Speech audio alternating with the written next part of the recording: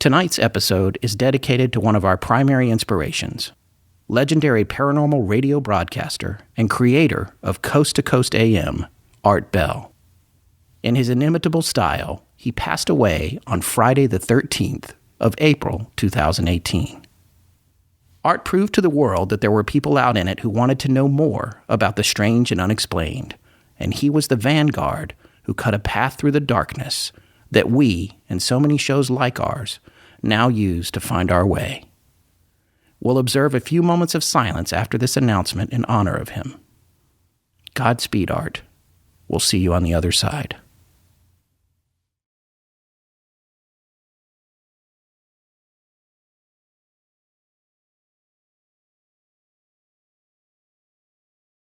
Tonight's episode of Astonishing Legends is brought to you by the Great Courses Plus, Blue Apron, and our contributors at patreon.com. This series has shown that Resurrection Mary is one of Chicago's most famous residents.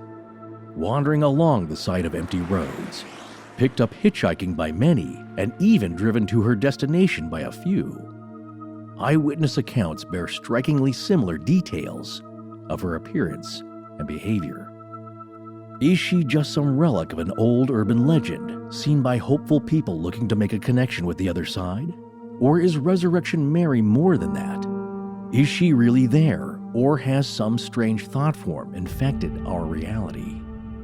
What if we told you there are stories like the ones about her from all over the world? Maybe Mary represents something more than one individual. Maybe her presence is some kind of warning. Or maybe this is all just a big misunderstanding.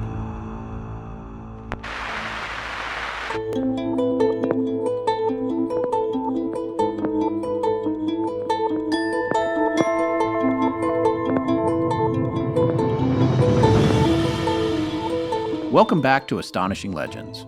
I'm Scott Philbrook, and this is Forrest Burgess. She didn't put her thumb out or nothing like that. She just looked at my cab. She was a looker, a blonde. I didn't have any ideas or like that. She was young enough to be my daughter. 21, tops. An anonymous taxi driver after encountering Mary in 1979, as told to Chicago Suburban Tribune columnist Bill Geist. Join us tonight for part 3 of our 4-part series on Resurrection Mary. And we're back. Thanks to everyone who's been writing in about Resurrection Mary. We've really been enjoying those emails, and we're actually going to start tonight's show out with some of those. A quick reminder, we're going to be in Ohio for the Kent Paranormal Weekend on April 27th, 28th, and 29th. So if you're in the area, come on by. We have a presentation at 5 p.m. on Saturday, the 28th, and then we're doing a Q&A at 2 p.m. on Sunday, the 29th.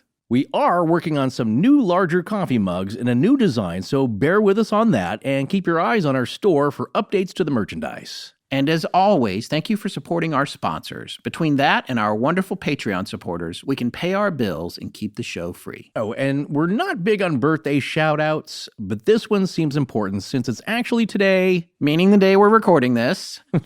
Happy birthday, Tess! Astonishing Legends would only be a shadow person of itself without you. Well, I guess before her, the show was a hulking black scary thing in the corner nobody wanted to address. Yeah. By the way, Can't Get Enough of Us is 8 hours on Resurrection Mary, leaving you with an empty feeling in the pit of your stomach. Well, guess what? We sat down a week or two ago with Chris Williamson of Chasing Earhart for episode 37 of his podcast on her. That episode was published on April 8th of 2017 and is titled The Astonishing Legend of Amelia Earhart. A conversation with Scott Philbrook and Forrest Burgess. We're proud to say that in their 37 episodes, we're the longest one so far by 13 minutes and the first guests that have forced them into a two-parter. That's how we roll. Both parts of our sit-down with Chris are now available. In the first part, we talk extensively about all of the ongoing hypotheses regarding her disappearance and how Forrest and I's opinions on them have evolved in light of new information that's come out since we did our own series on her back in November of 2014. In the second part, we talk a great deal about the paper Dr. Richard Jantz recently published, making worldwide news, where his findings indicated that the bones found so long ago on the island of Nicomaroro are a 99% match for Amelia. We shared our questions and observations on that paper, and that episode, which is part 2 of our session with Chasing Earhart, will be followed by their own interview with Dr. Jantz himself, which is going to be dropped within hours of the release of tonight's episode of Astonishing Legends. Now, I know this isn't everyone's cup of tea, but thanks to Chris and his team, we've become insiders in the ongoing search for Amelia's plane and her navigator's remains. And we're at that point where we're just starting to gain access to knowledge that we can't share publicly at this time. But let's just say there is so much more to this mystery than you can possibly imagine. And we're excited to be ongoing observers on the inside now. There are multiple concurrent investigations exploring her disappearance, and we can guarantee there's going to be a lot more fascinating news about it all during the next year or two. Thank you, Chris, for bringing us into the fold. We're like kids in a candy store. So if you're an aviation mystery aficionado, or even if you aren't, because there's so much more to this than that, carve out some time and listen to our two-part interview, as well as the eminently more qualified Dr. Jantz's interview, by subscribing and downloading Chasing Earhart wherever you get your podcasts. Well, we've got a lot to get to in part 3 of our series on Resurrection Mary, so let's hitch a ride to the cemetery. We've been getting a ton of emails and a lot of feedback, not only from people who are Chicago Southwest Siders, but people from all over the world as well. And they're writing in about their own regional versions of Mary, as well as Chicagoans telling us about what's really going on down there. Yeah, there's a lot more activity in Chicago than just Mary, frankly. Yeah. And I think you're going to find that probably in any city as large as Chicago with such a storied history, that especially along trade routes that developed all the industry and trade that it did over the years. There's a lot of people, there's a lot of history, and there was history there back to the dawn of humanity. So there's a lot of interesting stuff going on. There just seems a lot more in this area, I got to say. Yeah, next time I go, I definitely want to get down to the southwest side. I got to tell you that. Oh, certainly, yeah. No, and we've been invited by some of our listeners, too, to come on down there. Yeah, we got all kinds of connections now. Well, one of them, Frank Welliver, who's one of our listeners, grew up in Chicago and said that when he was a kid, everyone he knew used to go to the Bachelor's Grove Cemetery off the Midlothian Turnpike in southwest Chicago. It's pretty small, but apparently it's insanely haunted. List some of the things that are going on there. Yeah, this place is famous. There's a picture that was taken there that a bunch of our listeners have probably seen and don't even realize it's from that cemetery. One of the things that people see there is the classic sort of black dog. And, you know, the black dog, the symbol of death. There's so many black dog stories. And also the great song by Nick Drake. Black-eyed dog. Yeah. Thank you. Not very good. We'll leave it at that. Yeah. But we'll leave it at that. There is a lady in white. Sometimes she can be seen walking around with a baby in her arms. Well, that sounds like something coming up later. There's ghostly monks. Oh, yes. Richard Crowe, I think, was one of the first to identify them or record it as a local folklore legend. Yeah. And then there's a farmer with his plow horse. Apparently he died in a farming accident or a plowing accident.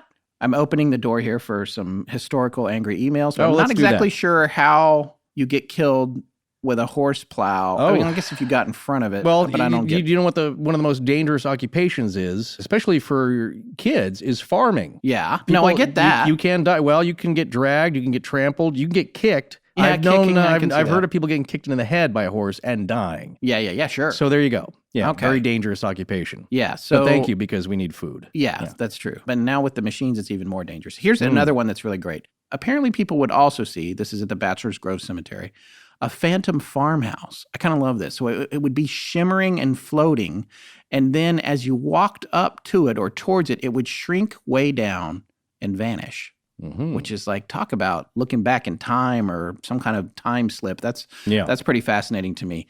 But the thing that Bachelor's Grove is most famous for is a photograph that was taken there by a woman named Judy Fells back in 1991. And she took this picture on infrared film using a 35 millimeter camera from the 80s, as how she described it. And she's a clairvoyant. And she went there with the Ghost Research Society, which is a group that we've mentioned before because Dale Kaczmarek is a prominent figure in that group. And they have a lot of amazing stuff about Chicago area ghosts. And they've been around for a long time. And I guess she went there along with some other people. And they were just kind of taking pictures and trying to record things where they felt something, these people who were sort of empathic. And so she took this one shot And there was nothing there when she took the picture, but when she got home and she developed this infrared film, you could clearly see a woman in white sitting on a part of one of these headstones. This is a famous picture. It's all over the internet. If you just look up woman in white sitting on a headstone on Google, this picture comes up. It is from Bachelor's Grove Cemetery, and it's her photo. It's pretty amazing. So that's something that's really fascinating to me. And this image was actually published in the Chicago Tribune at one point, and it's considered one of the more prominent images of something like that. It's not a bunch of orbs. It's not something vague and hard to define. It's definitely not a camera error. It is a person sitting there. And so obviously we have to take her word for it that she didn't stage it or put somebody in the shot. But the person, you can see through them and you do not see movement. And on a 35 millimeter film camera, that can be a tricky thing to do unless there was some fakery in terms of the processing of the film, because she would have had to take two different images and put them together, which you could ascertain. It's possible. Stuff like that has been attempted before with darkroom tricks. Yeah, that's what I mean. Darkroom. It wouldn't be in camera. Well, you could do, partial exposures. There's all kinds of mechanical things you can do. But what you're saying is this seems to be authentic. Yes. And can you find us a copy to place on the website? Absolutely. It's all over the internet. Very good. 1 billion people have already stolen it, so why not us? Sure. I think what's really interesting about Welliver's letter to us, or email to us, I should say, is that it seems like that place is a little bit of a rite of passage for folks because it's so haunted. And as Fel said, you can go in not being a believer, but you're going to come out a believer. So that's a place I'd like to check out. And next up, we have a letter from a listener and fellow podcaster. Ah, yes. Ken Lanius or Lanius. We're still waiting to hear back which one it is. Yeah, we're not sure. We listened to a bunch of episodes of his show, and all he says is, "This is Ken." Well, we didn't have time to listen to all of them or all the way through. But his show is called the Real Booze Podcast, and real is spelled REEL, like a movie reel. Yeah, and, films it's pretty funny. And drinks. Yeah. And I wish we had chosen that genre to drinking, do. yeah. Exactly. Yeah. But no, he does a great job, and he grew up in that general area known as Forest Park. Now, it's a suburb. I think it's just under 10 miles, 9.7 miles north of Resurrection Cemetery. Thank you for your specificity. There you go, because I just looked it up yesterday, and I was amazed that I could remember that. Yeah, very good. If you take streets. Yes. I don't know about the crow flying and all that. But anyway, it's just north of there, so it's part of that area. Well, he sent us his exact street address, and he said, where he grew up, yeah. Yeah, and he said, zoom in on this map, and he says, see all these green fields? Yeah. Those are all bodies. Yeah, that ain't fields. Well, they are kind of. They are fields of stone. Yeah. Because it's all cemeteries. And Forest Park, there are so many cemeteries around the area. They call it, what? The Village of Cemeteries. Yeah. Because there's like 30 dead people for every living person there. Yeah. But it looks nice. It's very green. So yeah. He grew up in that area and wanted to let us know, what it was like and why it seems to be so haunted. Yeah, and I think he's in Phoenix now. Yes, that's right. Now he lives in Phoenix, Arizona. I love Phoenix. But yeah, I couldn't live there. It's too hot. In the summertime, yes. Lovely in the winter. But here's the point. It's a dry heat. That's what everyone says. But I'm going to tell you what, 120 in the shade, it still feels like 120. That's true. It's just not bright. You're from North Carolina, so you're used to humidity. Yeah. But he, having grown up there, gave us the address of his house. So you could Google Street View and look at where he grew up and where it relates to the areas and all the other cemeteries. So, but he had some other funny things to say. They're humorous in their podcast. Yes. They're a lot of fun and funny. He mentioned there's a chemical plant that was there and still there, I think still operating. Well, the company's still around. That's which right. is why I struck their name from our script. Very good thinking. But what's interesting is that they would have the occasional chemical spill and they would have to actually evacuate parts of the neighborhood for several hours at a time. I love how you framed that. The occasional chemical spill. It happens. Look, I worked down in Torrance. I knocked your trash can over. I worked out in Torrance near the Exxon Mobil plant there. Yeah. And occasionally they would announce that there's some fumes coming your way. You might want to stay inside. Yeah, occasionally they would announce, run away. Yeah. Don't come back till we tell you. We were waiting for that, but living near any large factory, those things can happen. And so his 12 and 13-year-old mind at the time thought, wait, spilled chemicals, cemeteries, What does it mean? Zombies. It's the perfect recipe. You got to have zombies. Just heat and serve. Right. So he's a little worried about that. But other than that, from what he described, it was very natural to just cut through the cemetery on your bike. Yeah, shortcuts. To take shortcuts. Yeah. Otherwise, you're going around huge swaths of land. Spielberg style. I'll meet you at the mall. I'm just going to cut through here.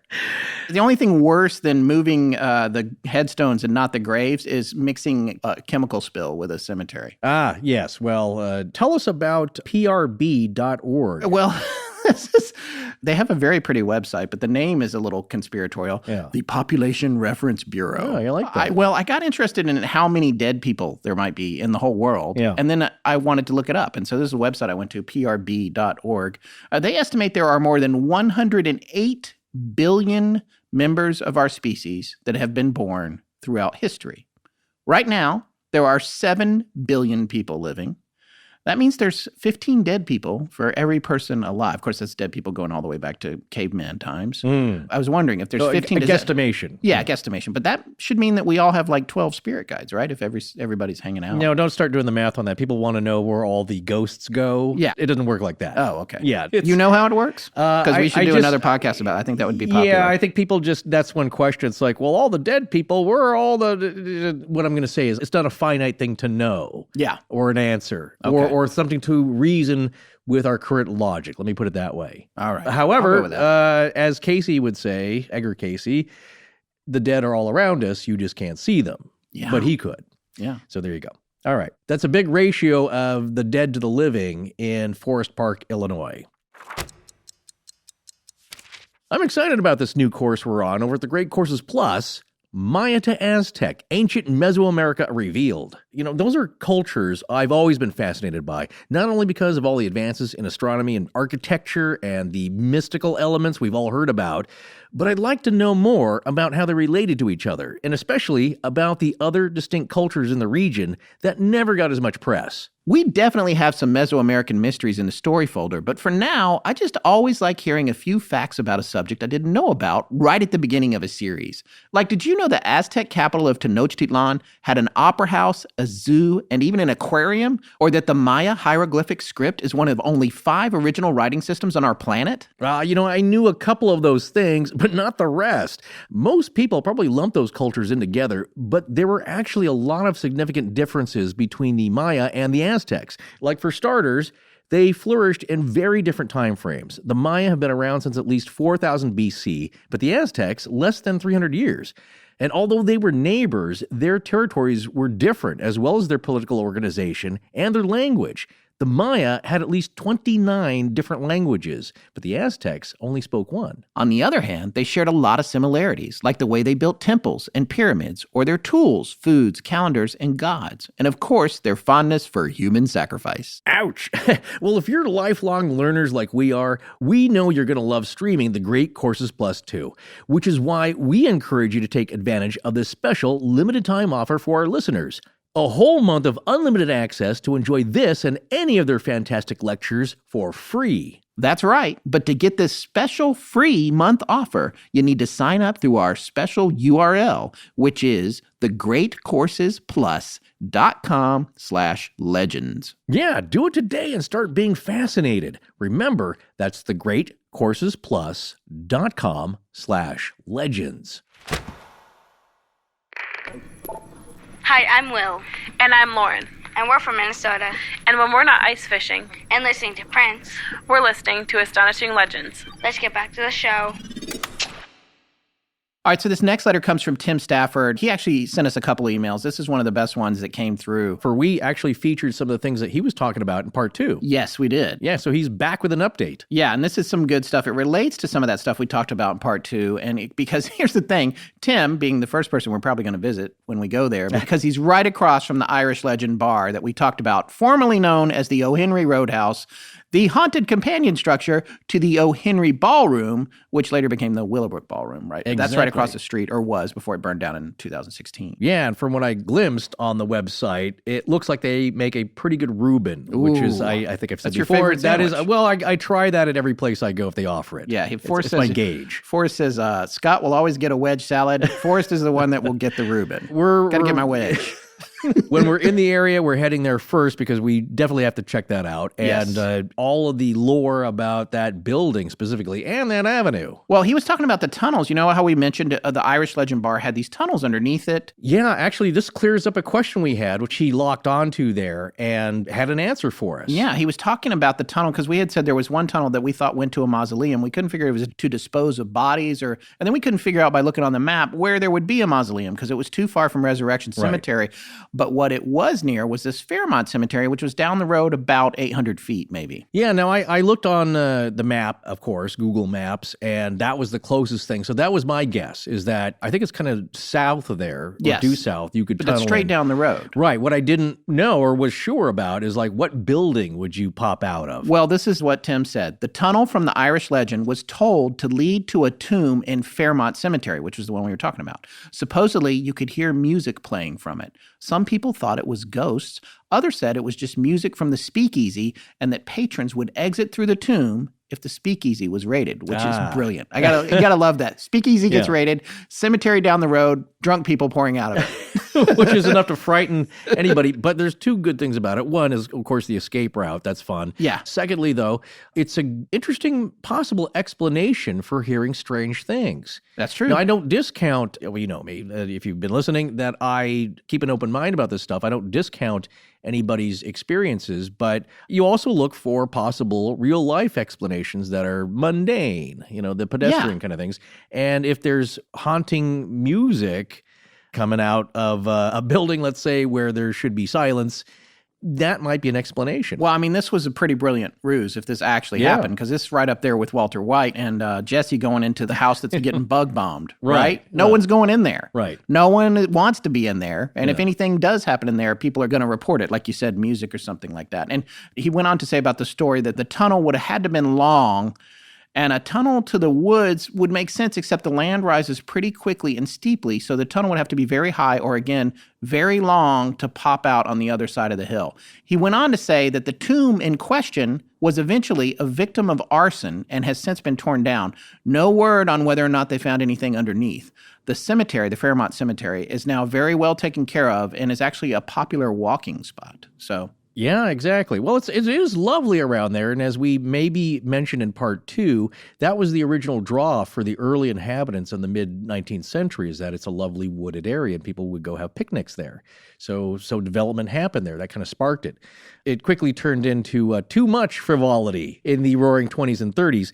But now we get to the best part for me about his email update. Well, you may remember that we mentioned the Grime sisters, that horrible unsolved murder where the two girls had gone out to see the Elvis movie and never came home. And then there were all these ghost stories about people seeing them around town, them calling telephones and that sort of thing. One of the things that we mentioned with that story was that there was an abandoned house that was associated with the crime that supposedly was abandoned in a hurry shortly after their bodies were discovered. And all these rumors about food being on the table, brand new car in the garage, kids' toys being around, and no word really on who that person was in the house. Well, Tim has an explanation and a personal story connected to that. So here's what he told us about the house. Quote, "The quickly abandoned house in the Grime sisters story wasn't torn down until almost 2000, and the land is now a subdivision with multi-million-dollar and probably super haunted McMansions. I did venture into the house a few times in high school. I never saw anything firsthand, but I did hear mysterious whispers coming in and out of every unoccupied room when my friends decided it would be a great place to play Ouija board. There were 5 of us, and no drugs or alcohol were involved. My friends wanted to contact the Grime sisters, but failed. Instead, a spirit on the Ouija board claimed to be the owner of the house and the killer of the Grime sisters. It told my friend John to go upstairs alone, and it would show itself. After much coaxing, John agreed to climb the extremely narrow staircase to the solitary room upstairs, as long as we all followed behind. Once John reached the landing, he looked into the room that was only about 10 feet by 10 feet and lit by moonlight from a single window. I could not see the room, but I could see John's face. He looked in the room begrudgingly, then his eyes widened. After a second or two, he jerked around and steamrolled us down the stairs as we sprinted out of the house, through the surrounding cow pasture, and into the car. John would not say anything until we were far from the house and back into civilization. When he calmed down, he told us what he saw. He was looking at the corner of the room that was darker than the rest of the room, as corners are wont to do. He described it like this. I was looking at the shadow in the corner, then the shadow stood up. It started coming towards me, and that's when I bolted. For a year or so afterwards, John experienced sleep paralysis and swore he could feel something sitting on him in the middle of the night. He could hear and feel it breathing, but he could never look at it. He experienced it at his nearby home, at college, and at his girlfriend's house in Ohio until it just finally left him alone. You know, I generally think of our listeners as being pretty smart folks. I cannot say that about Tim Stafford. Well, because of the Ouija board. You do not mess around with Ouija boards. Well, and you're you younger. definitely don't do it in the abandoned house associated with the murder of 2 young girls. I don't know. I would be curious enough to attend that. See, you're in there. I'm going to be at the budget suite up the street watching old Ray Donovan's. You can come tell me about it. It doesn't matter where you are. Haven't you learned that? Well, I'm just saying the Ouija board, I'm just going to say this. Yeah. It's a door. You can open a door there that you think is closed, but turns out it's not latched. Yeah, well... just remember that. Yeah, they say that. Well, here's a tip. And I'm a skeptic. Always say goodbye. Close out the session is what they say. Yeah. Don't mess with them in the first place is what a lot of paranormal investigators will tell you to begin with. But now I have known people who use them all the time and think it's fun in the Parker Brothers family night game fashion kind of way.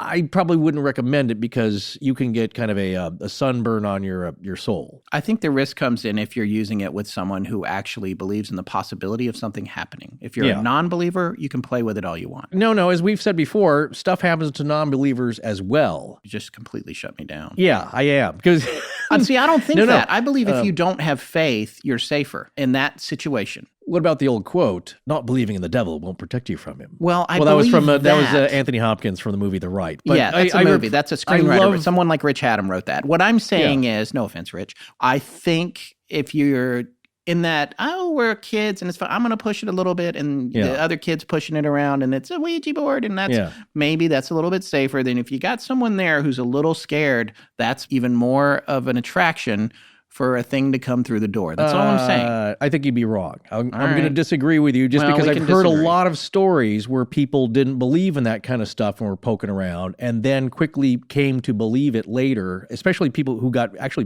pretty angry and upset because they didn't believe it and you can't explain it and then that sets you off. So I will say, I think from that angle though, from what we've heard of people having some kind of spirit attachment, sometimes if it seems demonic, the explanation will be that people of zero faith or even a naughty disposition, you're less of a favored target than somebody who is pious and religious because you're harder to turn. Right. You're a bigger prize.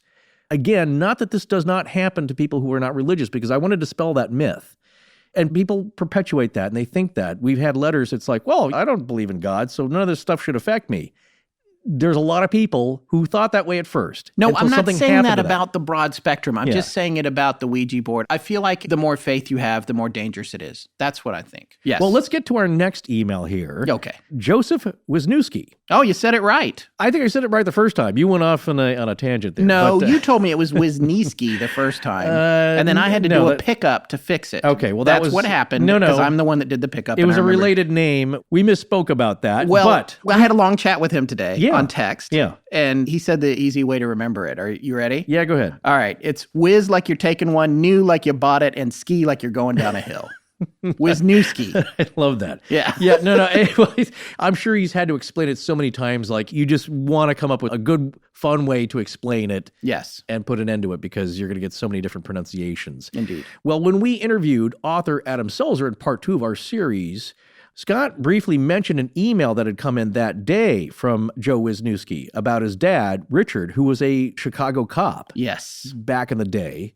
You know, stand-up, tough guy, everything you picture about a hardworking Chicago police officer back in a 1970s. Dangerous time. Yeah, it was a dangerous time. And what Joe had said, he had said some more stuff in that email than came out when I was talking to Adam. And Forrest wanted to make sure that we got this into the show. So I'm going to call this Resurrection Wisniewski, because even though we brought it up in the last episode, there's more. One of the things that he said in his email to us was, I was listening to your recent podcast on Resurrection Mary, and my father, a Chicago cop, used to tell a story about when he picked her up in his squad car one night in the mid-1970s while he was driving home. He saw this girl walking alone, and it was cold out, so being a good cop, he pulled over and told her he wasn't going to let her walk home in that kind of weather with so little on. She obliged and hopped into his squad car, giving him an address, which he drove to, and just as he was about to drop her off, she faded away. My dad didn't frighten easy, but it shook him for the rest of his life, which incidentally ended a few years after that. Now, after we mentioned Joe's story on the air, he actually wrote in again, adding a little more information, and I thought this was pretty fascinating. Contacted my sister to hear her version of what she remembered of the story, and she repeated it back to me, and she also said my father was talking to this girl the whole way to the cemetery, which apparently where she asked to go. My sister said she thought it was late October or early winter when this happened, and what I find amazing is that Mary apparently spoke to him and they had a conversation. She explained to my father that she wasn't in any trouble, she just had to get home, and thanked him for giving her a ride. Then he said she gave him turn-by-turn directions and continued in small talk, and as he was coming up to the cemetery, she faded away right before his eyes from the seat next to him. After gathering himself, which he said took some time, he drove back to dispatch, or the station, and told the boys what had happened, and they were all like, "Oh, you met Mary. You're not the only one." And then they started to tell him other stories they had gathered over the years, some personal from officers like himself picking her up out of concern, and some from people who had reported their own encounters doing the same as the officers. My father came home after his shift that night, still pretty disturbed, and told my mother the story, and she believed him. Back then, it was his tradition, as well as many other officers at that time, it was the 70s, to end the night by drinking the things away they saw that day so they could face doing it all over again the next morning. But after that incident, my father actually put down the bottle for a while, starting that evening. He picked it back up again later, but I thought that was another interesting aspect of the story. It was so potent an experience to his rational policeman alpha self. It was enough to make him quit the bottle for a while and ponder. So I believe he did have an experience, and it was such that it flipped his world upside down for a while in the span of his momentary existence. Thanks again, guys, and be well. Joe, that's a remarkably personal story, and it's super interesting, and having all the background on it really gives it a lot of context, and we really appreciate you sharing that, not only with us, but with our listeners, and giving us permission to share it with our listeners.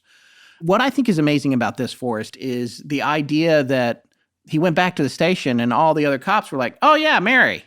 Yeah, I picked her up last week." Yeah, well, they know about this.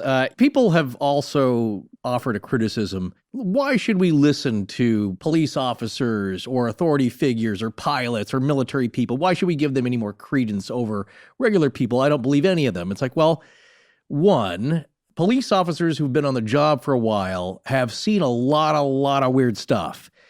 They are no-nonsense people. You can't be a goofball and do the job, at least while you're on it. I mean, a lot of them have great senses of humor, but they are no-nonsense. They are 180 degrees from woo-woo. Yeah. They don't have time for that kind of stuff. They see too much of it on their job, and they're trying to corral it and prevent it.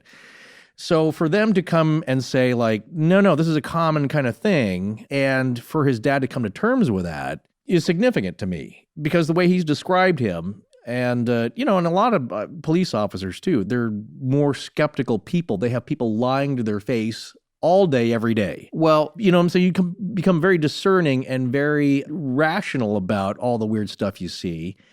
And when that shakes you, that, to me, means something. To paint a more thorough picture of Richard Wisniewski, I chatted with Joe for a pretty good while on text today, and one of the things that he said, super great guy, really great sense of humor, by the way, but he pointed out in our further discussion that while his dad would have a few nightcaps in the evening, he never drank on the job. He said it was just part of the culture of being a cop in the 70s in Chicago.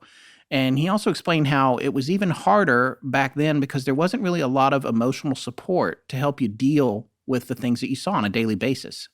And all that stuff kind of takes a toll over time. I think that's important, too, because it adds even more context to the story about his dad and the time that he offered Resurrection Mary a ride. Do you remember when you first heard the term Kaizen? Yeah, when we were first working with Japanese car companies. And basically, it means continuous improvement.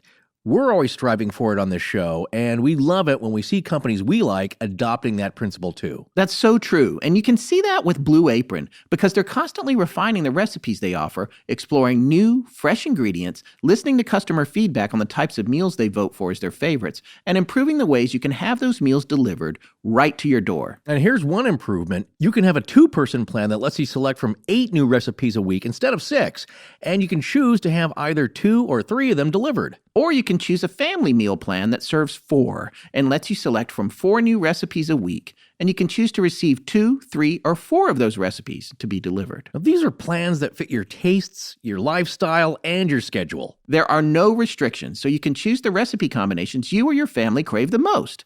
And selecting these choices is a snap because you can do it all right from their website and choose the meal plan that's most convenient for you and your account settings. You can also change it up whenever you want. And picking the meals, well, it's pretty much like ordering off the menu at your favorite restaurant. Just listen to a couple of meals featured in April. Seared salmon and lemon lebna with freekeh, zucchini, and dates. And seared steaks with lemon parmesan, kale, and roasted potatoes. I've already had the steaks, which were great cuts and loaded with flavor. And I gotta say, with this recipe, I'm actually now a big fan of kale. Ooh, there's a surprise. I know. Hey, look, I never thought I'd like roasted broccoli, but Blue Apron recipes have a way of making you like everything. Now, you at home can have Blue Apron do that for you, too, and get $30 off your first order if you visit blueapron.com/astonishing. So check out this week's menu and get your $30 off at blueapron.com/astonishing. Blue Apron, a better way to cook. All right, time to get freaka. Oh, dear. Hi, I'm Lauren, And I'm Will. and this is our 20th take. Let's get back to the show.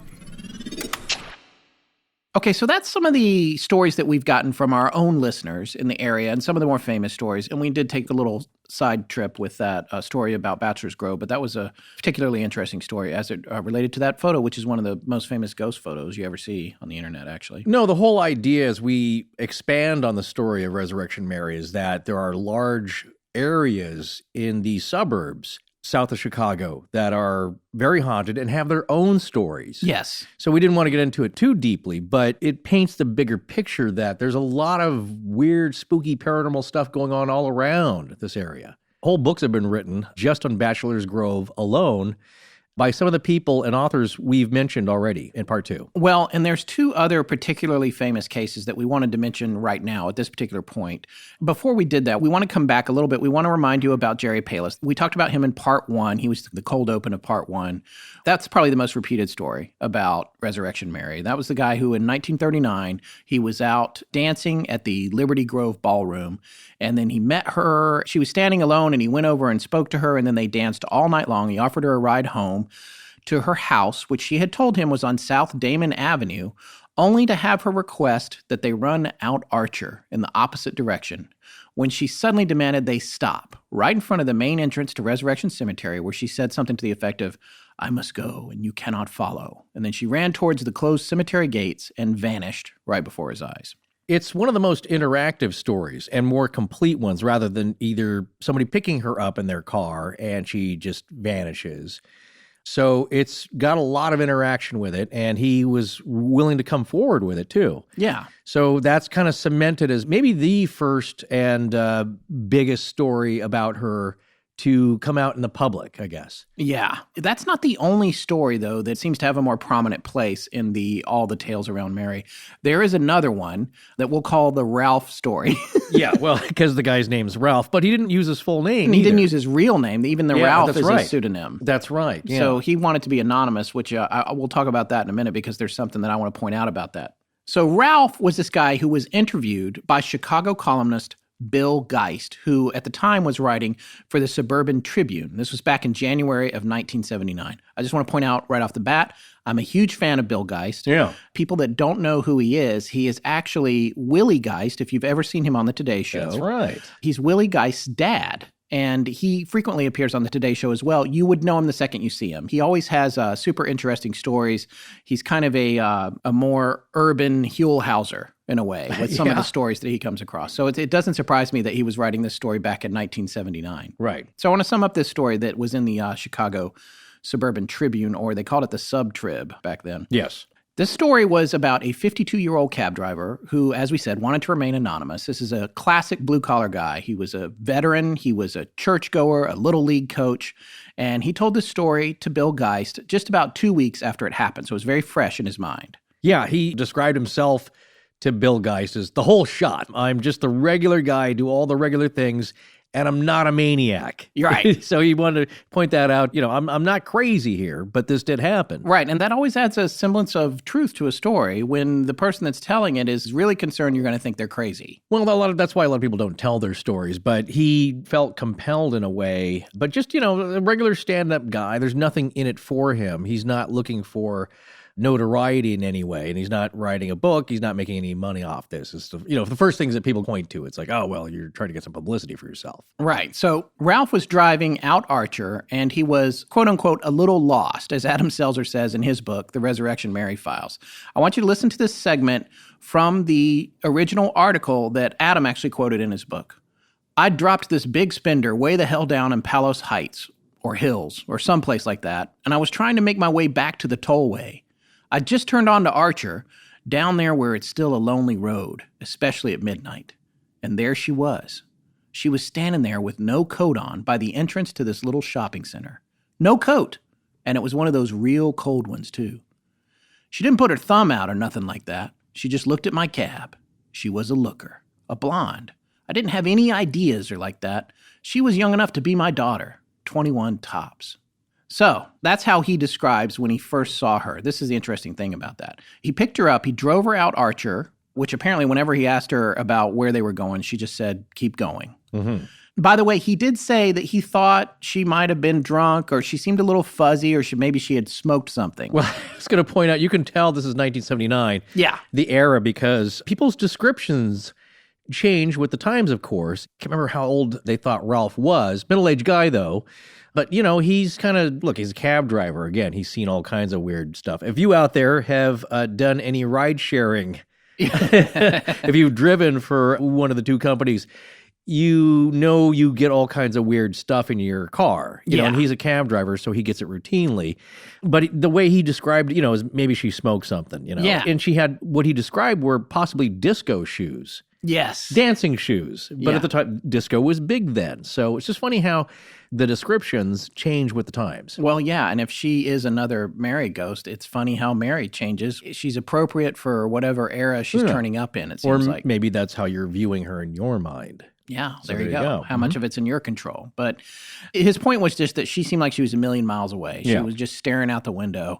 And he said the only other thing that he could remember her saying was, the snows came early this year. Mm-hmm. That freaked me out for some reason. Because, I don't know. Was it a little Game of Thrones? Yeah. No, more in a like, if this is a ghost, what this ghost perception of time is. If she's perpetually stuck riding back and forth to the cemetery, but she's aware that it's an early and hard winter this particular year, in a way, I guess it struck me as kind of sad because she's doomed to repeat this over and over and over ad infinitum. Right. I don't know. Just there was something about that freaked me out. But anyway. Well, she's paying attention to the weather. That's yeah. Possibly, yeah. So they're driving down the road. And finally, she yells, stop, stop. And Ralph slammed on the brakes. And the thing was, he was like, he couldn't see a house anywhere. He was like, where? And she pointed at this small little shack. Ralph turned to look at the shack. Then he looked back at her to further explain there was no house. And she was gone. These were his exact words. I looked to my left, like this, at this little shack. And when I turned, she was gone, vanished. And the door never opened. May the good Lord strike me dead. It never opened. Bill Geist found that shack. It was directly across from the main gate of Resurrection Cemetery. And Geist said that someone at the cemetery actually told him that a Polish teenager named Mary, who died in the 1930s, was buried, I don't get this, but I guess buried in that little shack. And that was all he would say in the interest of privacy for the girl's family. Richard T. Crowe, who we've brought up many times as the guy who had done the most work in spreading the stories about Mary, and is now passed away, and himself a resident of Resurrection Cemetery. He told Geist he was surprised that he had even gotten that much information from the people at the cemetery. Now, this all happened on January 11th, 1979. That night, the Willowbrook, formerly the O. Henry Ballroom, had held a special singles night. This is the night that this happened. This singles night was for, to quote Bill Geist, those without escorts to come and dance the waltz and the foxtrot, just the way they did here 40 years ago. End quote. It had ended about 10 minutes before Ralph saw Mary walking up Archer Road towards Resurrection Cemetery. That's a very long walk, by the way, as we mentioned earlier. So that's that story. To me, it's pretty impressive. The first thing that stands out to me is the fact that Ralph stayed anonymous for this article. It strikes me that if you're a hoaxer or maybe you have a kind of personality that wants to latch onto something, a big story like this and have some kind of fame, that's not how you do it. You're going to say who you are. Well, he didn't balloon boy it. Yeah, exactly. Yeah. Didn't mean to make that a verb, but now it is. So just go with it.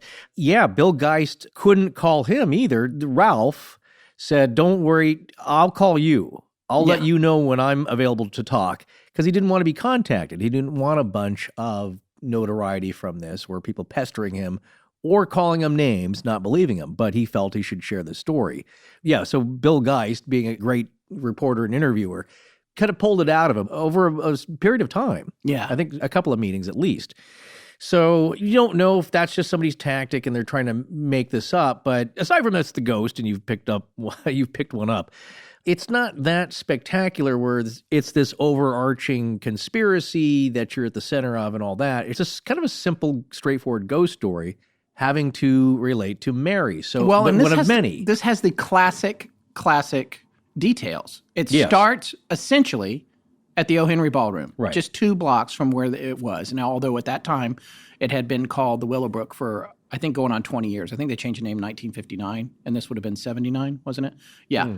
So for 20 years now, it had a different name, but that doesn't matter. So she's 2 blocks from there by this little shopping center. Let's say it was someone who went to that dance, and it was just a normal girl, but what she wanted was a ride out to the cemetery, and then she disappeared out of the car without him ever hearing a car door. Right. That's the part that precludes him being confused, in my opinion, because you could say, oh, well, I drove her out this road, and then I fell asleep for a minute, and when I woke up, she was gone.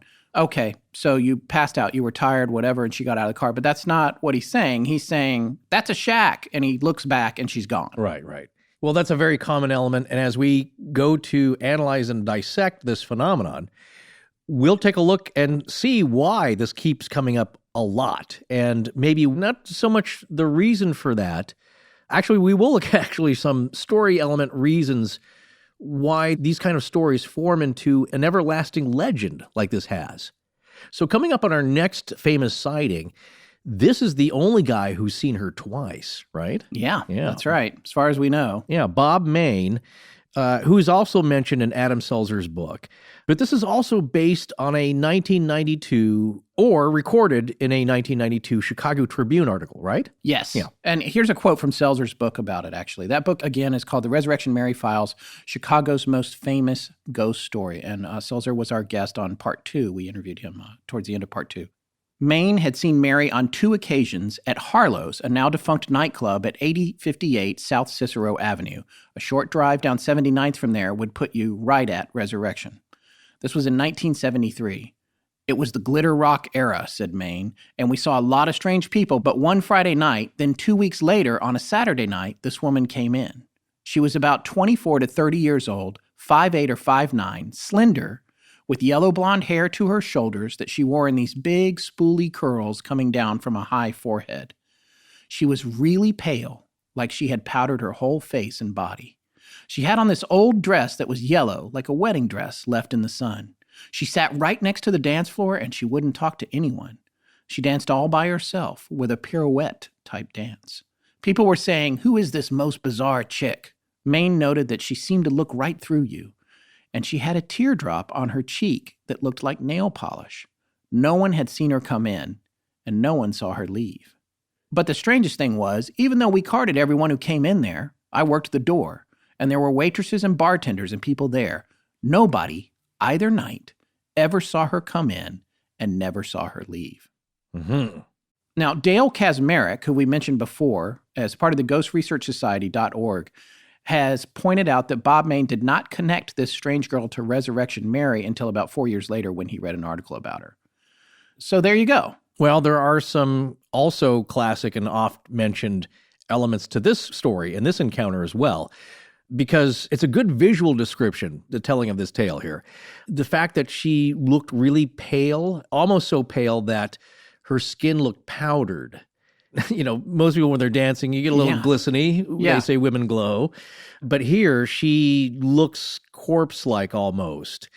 And that is a description that gets often used and tied to Mary herself, that she was extremely pale, like white powdered, and that she had on this dress that may have been white at one time, but has faded with time and maybe even like it's been left out in the sun, that kind of a faded yellow. It made me think of Miss Havisham, another tragic figure who never fulfilled their destiny from Dickens. Yes. And the fact that it just seemed out of place, the teardrop on her cheek that seemed unreal, almost like a drop of nail polish or something acrylic.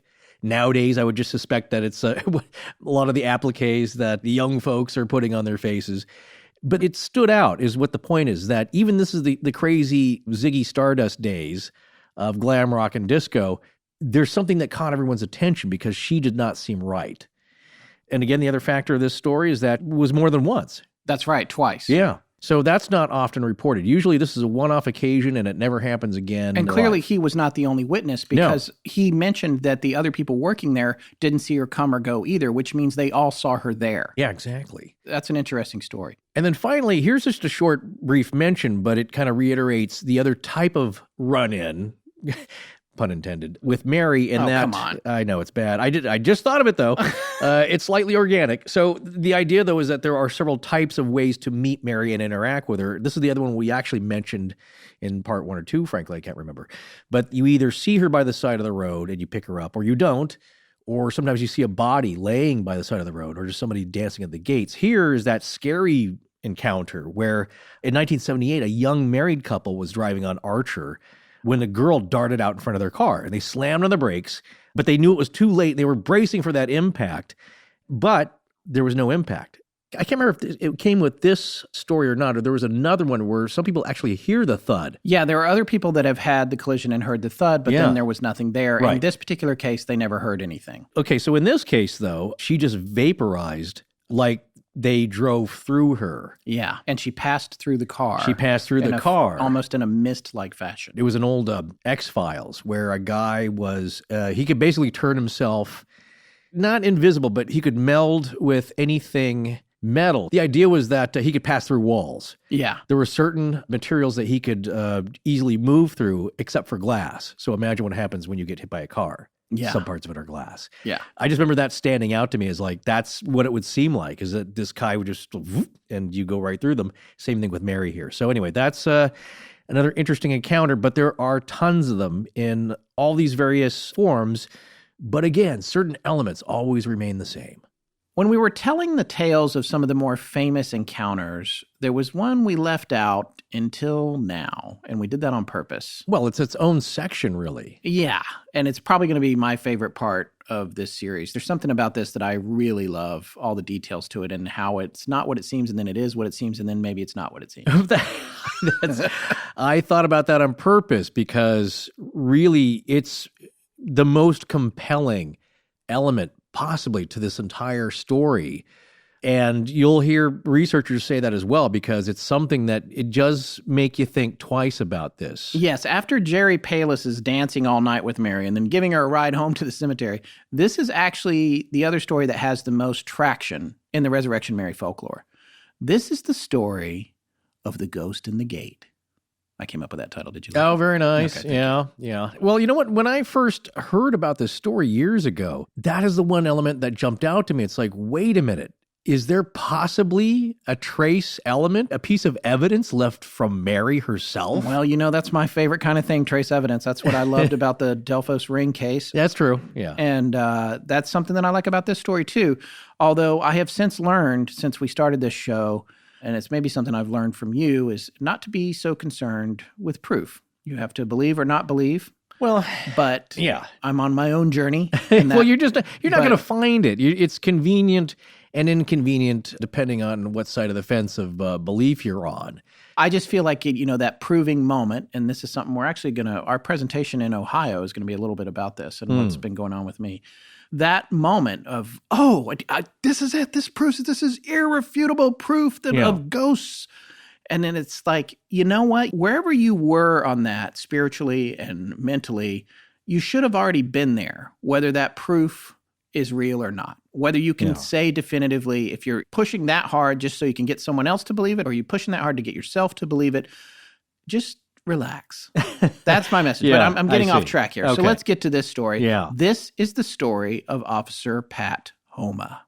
You may have heard us refer to the town of Justice repeatedly in this series. Justice is a village southwest of Chicago, and Resurrection Cemetery is actually located there. That's where it is. It's in Justice, Illinois. It's a suburb. Yeah, it's a suburb. Yeah. So we found a lot of different ways to describe this story, but probably one of the best ones was from the departed Richard T. Crow's book, Chicago's Street Guide to the Supernatural, a guide to haunted and legendary places in and near the Windy City.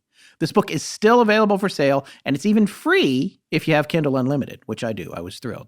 Mr. Crow is the ghost hunter and the tour guide we mentioned extensively in the series. We actually played an audio clip from him being a guest on the Eddie Schwartz show. Mm-hmm. But right now, we wanted to read you this little section of this book about the story of the ghost and the gate. One night, a police sergeant from the Justice Police Department, Pat Homa, was on patrol. It was August 10th, 1976, just after 10 p.m., a slow night, when his dispatcher came on the radio with an order to proceed to the main gates of Resurrection Cemetery.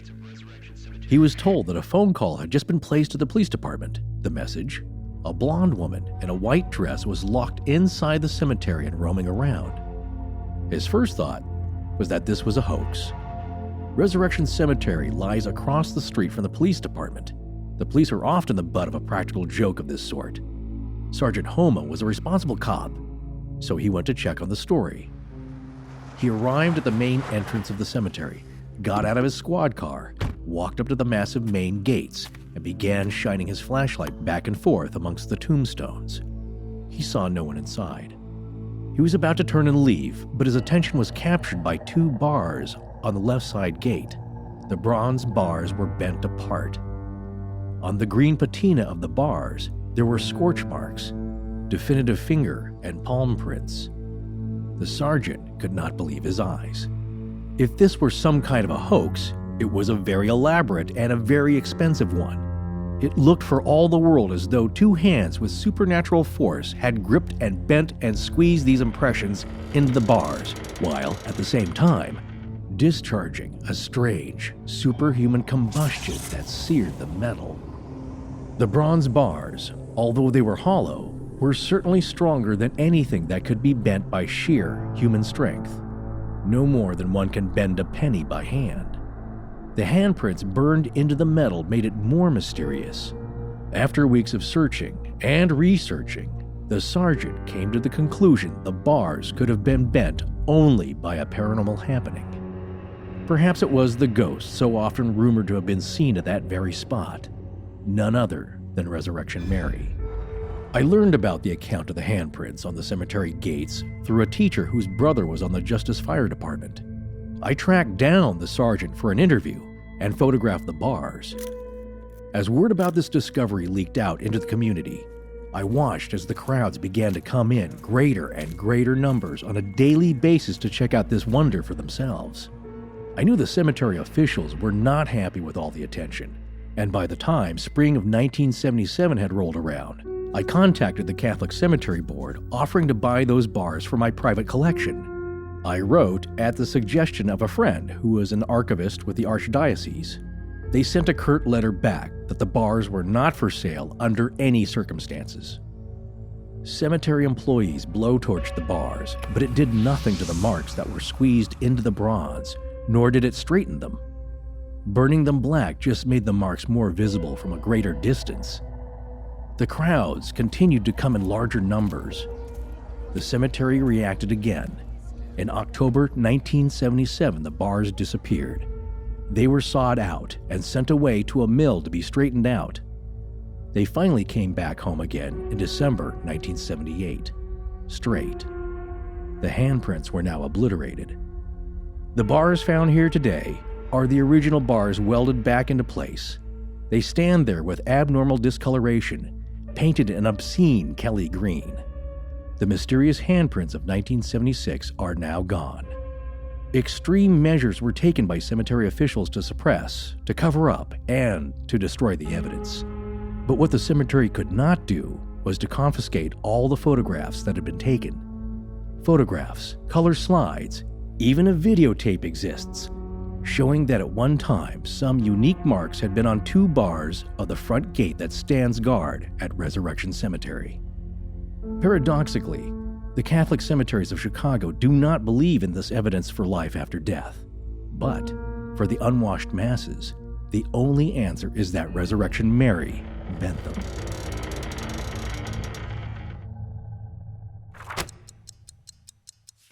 Whenever we cover a topic and we come across an author who's written a decent book on it, or there's significant eyewitnesses to an event, we'll often try to contact them for an interview and work it into the show. Yeah, but a lot of times we can't get a hold of them or don't hear back in time, or, most likely they've heard our show and they have caller ID. That's probably happened once or twice, or yeah, probably more. But well, if you'd like to hear more of those types of interviews with people actively researching the paranormal and supernatural, UFO and cryptid encounters, as well as people who have experienced it firsthand, all the kinds of stuff we like to hear about, then there's a podcast you need to check out called The Confessionals. Yeah, The Confessionals is a true story-based podcast where host Tony Merkel interviews guests about their projects or their experiences with the strange and unexplained. There are over 60 episodes available for download, which air every Saturday night. And just listen to some of the guests he's had on. L.A. Marzulli and Gary Wayne, who we mentioned in our series on Giants.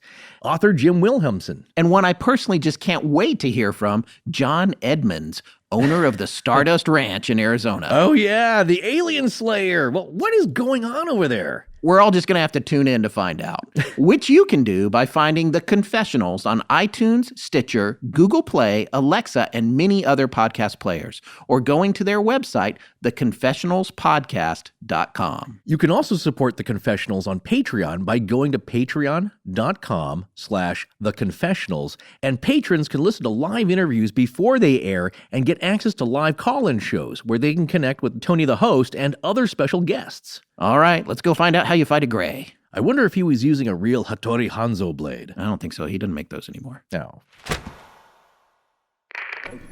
Hi, I'm Will.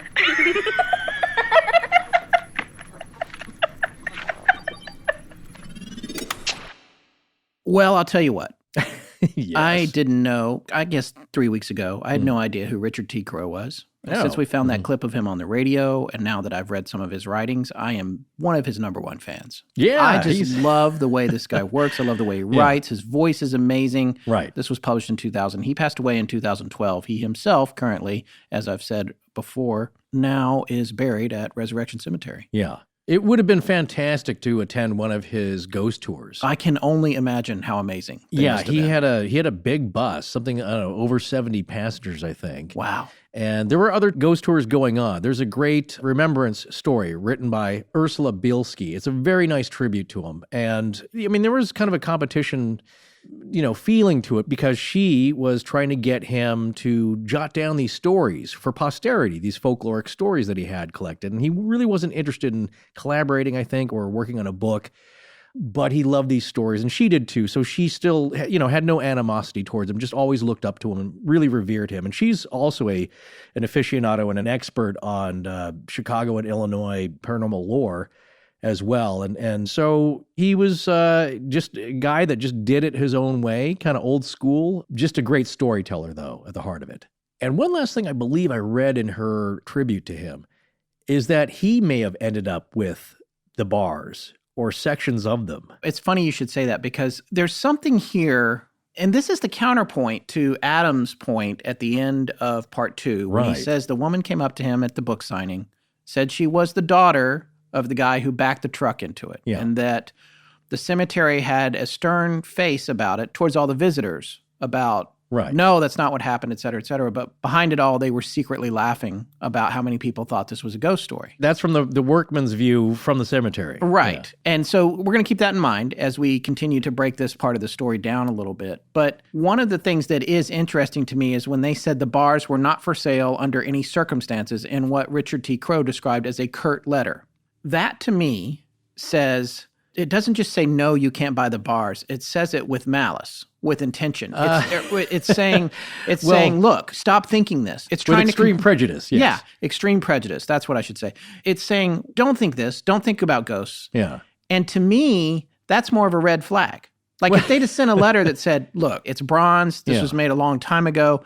It'll be almost impossible for us to find a replacement bar that matches the ones that are in there. Yeah. We got it. We need to keep them. We appreciate your interest. Blah, blah, blah. But what they said is, no, you can't have it, and stop thinking about it. You can't have them. Well, they're never going to be for sale. It's not the Meanwhile, that gate, and this was 2000, that gate is no longer there. Right. So it's down. So what you're saying about the possibility of him having them in his private collection, which who knows where that is now that he's passed away, I guess it would be with his kids. But it's just very interesting because he also, I want to keep this in mind, in the Unsolved Mysteries episode that had Jerry Palus in it, they showed some footage, and it was only a few seconds before they cut away from it, of Jerry talking at a table about his story, about his encounter in 1939 at the Liberty Grove. And that footage, as far as we can tell, and from our research, was Richard T. Crowe's footage. That was from an interview that Crowe had done with Jerry Palus. Yeah. So where's that collection? We tend to come across, and it's tragedy to me, and this is a little bit of a tangent, but when we're doing these stories, we sometimes come across these experts in the field who have collected all this information, or researchers, I should say, who have collected all this information, who have since passed away.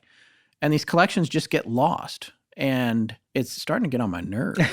Well, I think he first got angry about the Somerton man's collection that was burned in the shed. Yeah. What is the police that? officer's ex-wife. Yeah. And this stuff has cultural significance, especially his stuff. So, I hope that his kids are taking care of it. Right. Could be on somebody's mantelpiece, someone's basement. Stuff is found all the time that people don't know about until years later. Somebody digs it up. So who knows? But to your point, if you are an institution, the better thing is like, yeah, here are the bars. Take a look. These are the actual bars. You don't see any fingerprints, right? There's nothing here that looks like handprints. What you see is like some paint and some denting from the back step of a pickup truck. Well, yeah, or how do you put fingerprints in molten metal? Well, we're going to get to that because we're going to take a further look at the possibility of what this might be. Yes, I'm getting ahead of myself here. I did want to say, though, for people who are interested, Dale Kaczmarek from the ghostresearchsociety.org posted on YouTube this really amazing Super 8 footage of these bars not too long after the damage was done. I don't know if he shot it himself or he got it from one of his team members or where it came from, but it's pretty amazing. We've shared a link to it in our show notes, but you have to see it to understand. And thank God he got that footage because the fingerprints aren't there anymore. And he said, actually, you can't see them in that footage. And here's the description of that clip, by the way. Quote, the gates of Resurrection Cemetery captured in August of 1976 with a Super 8 movie camera showing the marks soon after the cemetery blowtorched the handprints off the bars, end quote. And then Forrest, you went down through the comments on the YouTube video. You found a pretty fascinating comment. I like people that, were there. Yes. They say, you weren't there. Well, yes, I was there. So somebody named 999777, that's their handle, posting YouTube comments. And it was refreshing not to see any really snarky, stupid ones here. Yeah. From 3 months ago. Right. This clip's been up 4 years. Yeah. But this comment was only 3 months old. But it's one of the better, I think just because of the film, that it is film and the lighting, it's really clear to see and much better than a lot of other clips you'll see. Yes. Because there are, of course, other clips out there on YouTube about the bars. But lots of people have taken pictures and they were in varying states of repair kind of downstream for this. But this was kind of right after it happened. Exactly. So listen to what this poster had to say. Quote, what a shame you or whomever filmed the gate didn't see the handprints on the gate. I saw it 1 week before the church torched them out. I put my hands on the rails and was totally astonished. At least I saw this for myself. We'll never forget. End quote. Yeah. So they were there. And so what we're getting at is that we've all seen fender benders. We may even have dents in our car or in our own gates at home, if you've backed into it or something, we kind of know what that looks like. Even if you have a utility truck, I've seen this quite a bit when you've got something sticking out of the back of a pickup bed or a utility truck that's carrying pipe or something. And sometimes, I've been on jobs or whatever that you back into something. Yeah. And it leaves a distinctive mark, depending on what it is. I've seen all kinds of stuff is what I'm saying. Yeah. That's very distinctive looking. This looks like somebody squeezed the bars with your hands, at least from what we could see. And from what people have pointed out as well, it just doesn't look like a backing into type of accident. It looks like they were squeezed and maybe pulled apart in the fashion that you see people in jail movies clinging to the bars and rattling them. Again, you can't dust for prints on this thing. I hope I wasn't alluding to that in the end of part 2. Yeah. But it is a form of imprint, a close encounter of the second or third kind. I don't know what the ranking is for ghosts. Maybe Rob K can tell us. Yeah.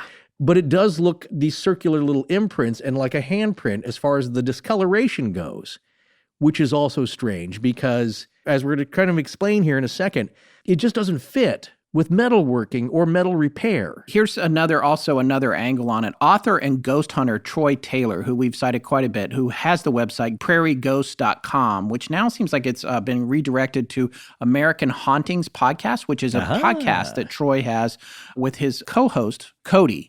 And Cody and Troy are doing this show that is pretty great. So if you want to check out a cool new podcast about ghosts, check out American Hauntings podcast. But anyway, he pointed out that the sightings of Mary were rampant in the 70s and 80s. And apparently the cemetery was undergoing major renovations during that time. And he made a suggestion, which is, I love this, was that maybe that was making Mary restless. Mm-hmm. And maybe those bent bars could be a sign of her angst of being trapped in there while her home was being remodeled without her consent. Anyway, he goes on to say, Richard Crowe said this as well to a certain extent, but this is just another angle on it. Quote, "The bars were removed to discourage onlookers, but taking them out had the opposite effect, and soon people began asking what the cemetery had to hide. Mm-hmm. The events allegedly embarrassed local officials, so they demanded that the bars be put back into place. Once they were returned to the gate, they were straightened and painted over with green paint so that the blackened area would match the other bars.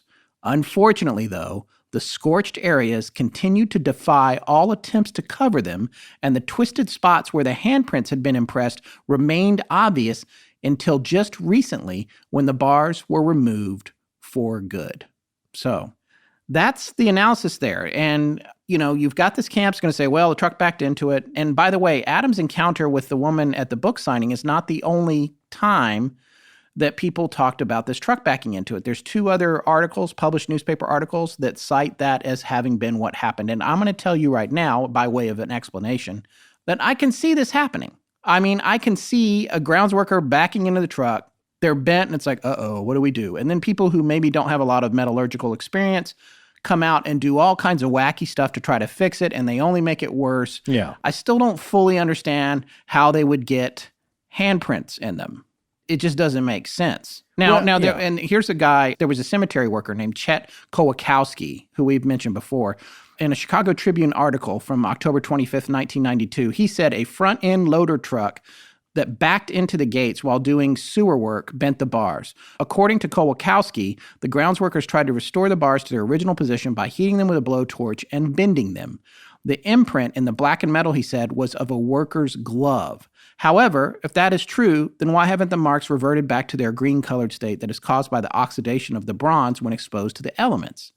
It has been over 20 years, and to this day, and this was before they were removed, the area where the handprints were discovered is still a blackened area. It comes through. That's a common Yeah, it's like the thing. Blood on the wall you can't paint over, the face in the concrete floor, right? Well, it's funny you just mentioned that. I just looked this up just now, actually. The Belmez faces. Yes, the Belmez faces. And if you don't know, it's an alleged, maybe if I can remember to write this down, an alleged paranormal phenomenon in a private house in Spain, starting around the year 1971, when the residents claimed that these faces, I mean, it could be pareidolia, but they look a lot like faces and portraits. I mean, like busts with heads of people. And no matter what you do to the concrete, the faces keep leaching back in. Hey, that's a very common, would say it's very common. That's often heard in a lot Widely of stories. reported, Widely yes. reported, in that Not necessarily something. Right. These things are all not very common to begin with, but I've heard that quite a bit when there might be a mark that you try to cover up and it refuses, much like, again, one of my favorite stories, the handprint on the lady's ankle who went to Greyfriars. Yes. He felt grabbed there. And from then on, that handprint never tanned. Yeah. Things leave a mark. It burns, actually. Gets burnt more easily. Uh-huh. And I've said this before in a prior episode now, as many episodes we've done, I can't remember which one, but my great-grandmother briefly lived in a famous haunted house in North Carolina called the House in the Horseshoe, which was briefly a Civil War hospital. And during her time there, she said there were bloodstains on the walls that they painted over repeatedly, and they would always come back through the paint. Oh, boy. So that's the House in the Horseshoe. Look it up. Yeah. Anyway, let's analyze this a little bit before we move on from this. I mean, I'm all for rational explanations. We've even spoken to Chicagoans who don't believe the gate story themselves. Mark Rudnicki, the guy from the Unsolved Mysteries episode who we had on during our last show when he was introduced by Not Robert Stack, he said that he thought maybe someone put some acid on a pair of gloves and marked them up late at night. But one of the things about Astonishing Legends is we don't like to take things at face value without looking into them a bit, whether they're rational or crazy far-out stories. Now, as Adam Selzer said, and has been corroborated by other investigations, there was the grounds worker, and he has simply backed into the gate and did the damage. Now, it's completely plausible, like I said a minute ago, that they made it worse by trying to fix it. However, it just so happens we have someone with metalworking experience in the Astonishing Research Corps. His name is Michael. Why don't you tell our listeners what Michael had to say about the idea of these bars being bent back into their proper position and leaving handprints? Right. So, as you know, we use the app River to collect and cull a bunch of information that people are putting up, and they can post stuff and exchange chats and pictures. And Michael weighed in on this whole section about the gate. And he's a metal worker. He's got a lot of experience in this. So this is his statement in one of the comments under one of the listings, I believe, in this passage, that we thought, like, man, if this isn't a great testimonial, I don't know what is. So to quote him, Michael says, "I work as an industrial mechanic / machine operator, and I find it very hard to believe that anyone would try and bend the heated metal bars with their hands because of the amount of heat needed to change the yield strength of the bars enough to be able to bend them. Sure, you could bend them while they're cold, but he specifically says they blowtorch the bars before bending them. With my thick blacksmith gloves, I would still not bend the bars by hand. I'd use a wrench or some other tool." So I get that, because it's like, even with the thick gloves, like, you wouldn't try and work on it using your hands unless you're trying to make more prints or something. You know, well, like, and the other thing is, like, that's the other thing is the official explanation is still sticking with using gloved hands to try and bend the bars back into shape. Yeah. That tells me that up close, it really did look like there were tiny handprints in the metal. And how do you explain the fingerprint? I mean, I can see if you're wearing leather gloves, I can see how leather and molten metal, I guess, would leave a texture. Sure. But fingerprints. Well, as far as the fingerprints, like I said, I was joking earlier that you could dust. Yeah. Boy, if it was, done in another decade, maybe you'd get a hit on that. But I think the idea here is that, not like you'd see, you look down, you see fingerprints in your own hands, but finger indentations. Look where your fingerprints are. Those pads on the ends of your fingers there were indentations there that made it look like they were not from thick padded gloves, like welder's gloves. Right. So, they were smaller. They were smaller, like a woman's hands. That's the other strange thing. So why the cover up? That's the question, because now we're talking about what are the reasons, and there's probably lots of good ones. I'm not acting like I don't know what they might be, but think about the reasons that the archdiocese might not want this story to be perpetuated about this ghost and the bending of the bars. And so why would you come up with a cover-up story for this, you think? Well, I think they, who knows? It's like one of those things an institution does where they're trying to avoid a small annoyance.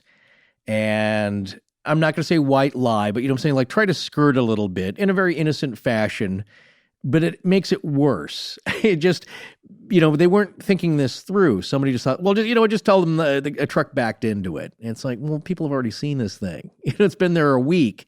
There are other factors which have gotten people in trouble. Sergeant Pat Homa Well, he did get in trouble with this, but my point is that this is a call he responded to in the middle of the night. So are they saying that they were doing sewer work late in the day and they backed into it, and maybe that's what he was mistaking, but he was called to the gates, and that's when he saw that. Right, that was because someone was driving by at 10:30 exactly. and saw a woman in white with blonde hair walking around who seemed to be trapped inside the cemetery. Exactly. That's why he was called. And police calls are recorded. They're monitored. There is a log of when officers are called to, what incoming calls and what the results were, and it's recorded. So that should be somewhere. I don't know if you'd ever be able to find that, but obviously he's a real guy. You know what I'm saying? He really went to go investigate this call. Exactly, and I had some question about that, and that's what led us to find that passage in Richard Crow's book. I just wanted to make sure, we try to get back to a primary source whenever we can, and I wanted to make sure that Pat Homa was a real person. And that goes to believing Richard Crow was telling the truth when he said he met and interviewed and he explained the whole story. I knew somebody in the fire department. They got me connected with Pat Homa, told me who Pat Homa was. I sat down with Pat Homa. I believe that Crow did that. I believe that makes Pat Homa a real person. I believe that Pat told the story as he believed it to be true. Now, if the gate was damaged by trucks and then fixed and blowtorched and all that, that's entirely possible. Those two things could coexist. Because if he came there in the middle of the night, he's being led in by this story where they said there was a ghost in the cemetery. How about this? It's like a lot of things we look at. Maybe the gates were backed into by a truck. Right. Maybe this had nothing to do with the ghost at all. Still, we got someone driving by at 10:30 who saw an apparition trapped inside the cemetery. Yeah. And this guy came out to see it. Maybe his imagination and everyone's imaginations ran away with them when they saw the gates or they heard what he found at the gates. Doesn't change the fact that someone drove by and saw a ghost inside the cemetery, yet another case of Resurrection Mary. Just because a part of a story might have a mundane explanation, it doesn't mean the whole story does, and vice versa. So there's all kinds of ways that parts of the story could be true, parts of them could not be true. It could all be fantastic. It could all be mundane. Right. But you have to look at the big picture when it comes to all of that. Now, you talked about Homa getting in trouble, and here's the interesting thing about this. There was a TV show on from 1980 to 1984 that not very many people are going to remember. I remember it, but I'm old, and you're older. Well, this would be big in high school. It was a very popular show. For you, it was high school. I was junior high, thank you. But the idea was that there was no internet, of course, so what was on TV, everybody watched. Yeah. This show was called That's Incredible. We're going to play a little soundbite here. Ryan, can you cue that up?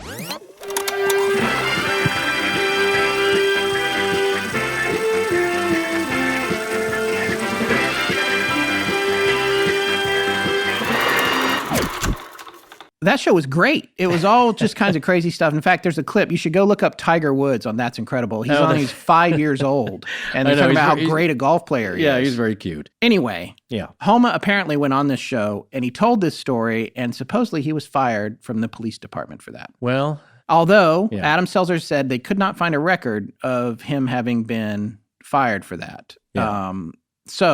It's hard to say, but again, extrapolating from what we know about organizations, and this is what's interesting about, we've often talked about this, and it's funny, some people really think it's silly when we do, but organizations and how they react to paranormal situations, like the Queen Mary, it's like, yeah, come on, it's haunted. We got a haunted room. You want to go see a haunted room?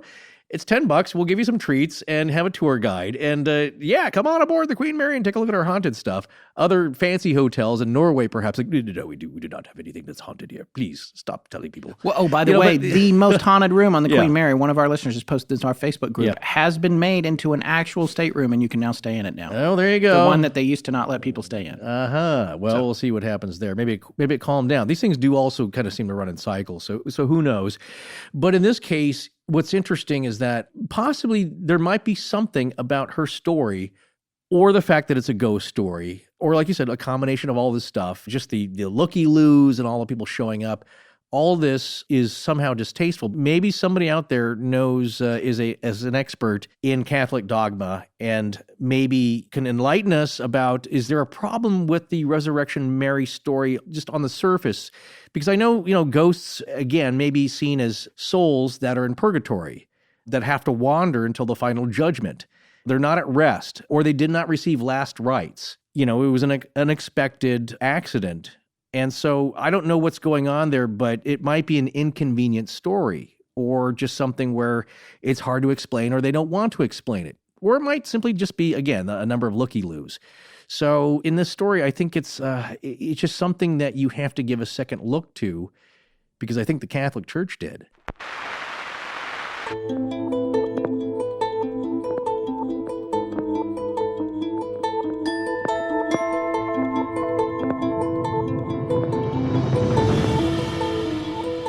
Well, that's going to wrap up part 3 of our series on Resurrection Mary. We'll be back next week with part 4, where we'll talk about parallels that Mary has to other ghost stories from all over the world. Please remember to support our sponsors. They keep the show free and the lights on in Blanket Fortiana. Special thanks to John Bolin. Hi, I'm Will. And I'm Lauren. And we give permission to Astonishing Legends. Now let's get back to the show. To use our voices however they see fit. Our show is edited by Sarah Wendell, and our theme, which is available as a ringtone, is by Judson Crane. Sound design is by Ryan McCullough. Special thanks to the ARC and its lead researcher, Tess Feifel. But most importantly, we want to thank you, our listeners. Visit our store at astonishinglegends.com or interact with us and other listeners on Facebook, Twitter, and Instagram. You can also find us at patreon.com/astonishinglegends if you'd like to support the show in that way. Copyright Astonishing Legends Productions. Good night.